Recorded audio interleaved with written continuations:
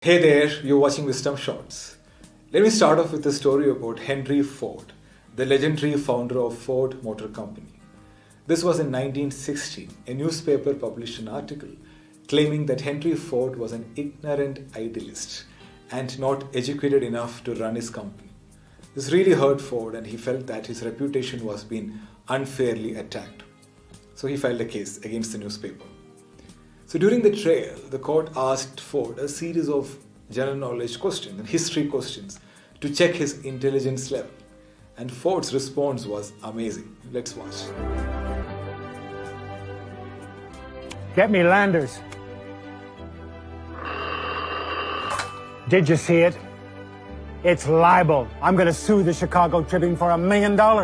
Mr. Ford, I'm going to ask you a few simple questions to determine whether or not you're an ignorant man. How much schooling do you have? I went to grammar school to the age of 16 when I quit to become a mechanic in a machine shop. That turned out to be a considerably more useful education for the work I would become famous for. Who was Secretary of State under James Madison?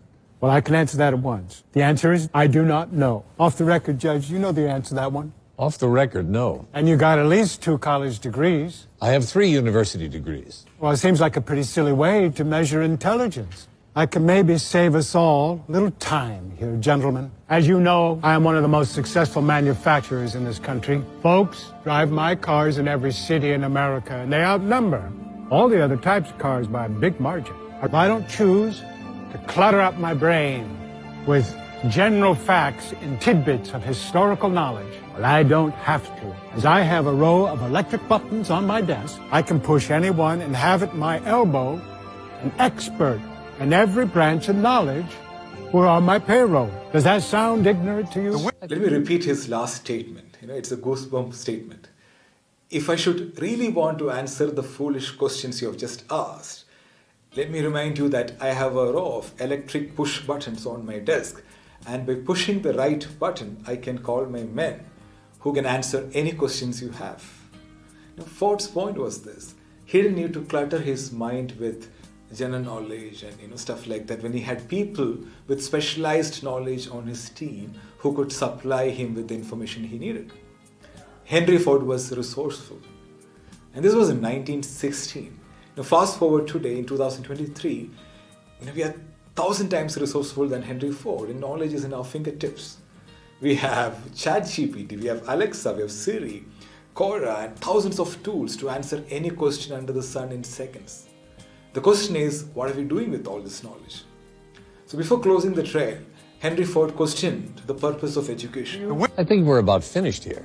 I am almost finished here, Judge. I want to ask one last question. Do you think an ignorant hick tripped in a junkyard and accidentally invented the internal combustion engine-powered automobile? If you think that, I suggest you try making one at home from scratch. Then we'll compare it to my creation and see whose looks like it was made by an ignorant man incapable of thought. The story about Henry Ford illustrates the importance of result-oriented learning or result-oriented education. So education is not about filling our mind with knowledge, which is already available and accessible. And if you look at the evolution of knowledge, there were different phases. In phase 1, knowledge was considered as sacred and only a privileged few had access to it. People had to go to a guru to learn anything. In phase 2, knowledge was considered as power. Knowledge is power. People who had specialized knowledge were considered powerful and influential. Books came, print media became popular, people started writing books. Large number of people started going to schools and college in this phase to acquire knowledge. In the third phase, knowledge became money. Especially in the last 25 years, if you look at it, people started selling knowledge in a large scale. You have to pay a huge amount of money to acquire specialized knowledge. And this phase is still continuing. And if you look at it, people pay high amount of money to get university education and specialized courses. Now we are in phase 4, where knowledge is free. Anyone with an internet connection and a device can access high quality education from anywhere and anytime. And this is a game changer. as it democratizes education and makes it accessible to everyone. However, despite this paradigm shift in knowledge, our educational system is still stuck in phase 2 or 3. So let me demonstrate our current education system. So this is our mind, okay, mind or brain, whatever you want to call. So we went to our nursery school and learned a lot of foundation level knowledge, right? So this is foundation level knowledge, A, B, C, D numbers, and then we went to primary school, gained some more knowledge. And then, so this is the level right now. And then high school, okay, a lot of things, a lot of subjects. So this is our knowledge level right now in high school. And then plus 2, right? Plus 2 or PUC, again, some interesting stuff. You learn some specialized knowledge. And then you have your graduation, or some of you must have gone for professional courses to become an expert in some field. And you're here. So this is a knowledge level.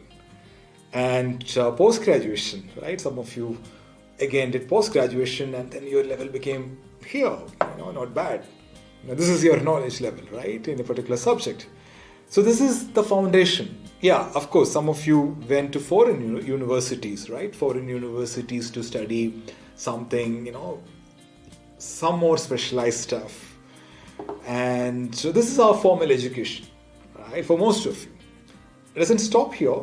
So we also have, social learning or self-paced learning. So you kind of learn a lot of things from a lot of self-paced courses. Then you also kind of filled your mind with knowledge from some gurus, or your favorite gurus gave you a lot of knowledge. So that is this knowledge. You gain a lot of things from your friends, right? Cheers to that. Friends, colleagues, they give you a lot of knowledge, and then your level is here right now. It's filled. And there's no space, right?